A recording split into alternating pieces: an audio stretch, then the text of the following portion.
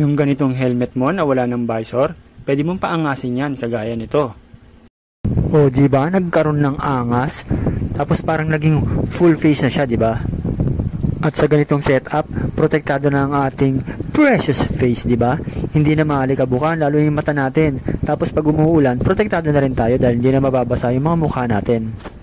Sa mga mahilig naman gumamit ng nutshell, ayan, pwedeng natin din gamitin to na magmumukha naman siyang full face din, diba? So sa ganitong setup naman, medyo makakaiwas tayo ng konti sa sita o sa checkpoint, diba? Kasi mukha siyang full face diba? Pero hindi ko recommended na gawin nyo to, ha. Siyempre, kapag magmumotor tayo, dun tayo sa legit na helmet or half face helmet, diba?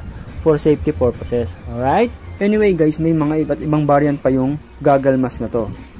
Gaya nitong sa akin, clear. Meron ding yellow, merong chrome, merong colorful, at merong black.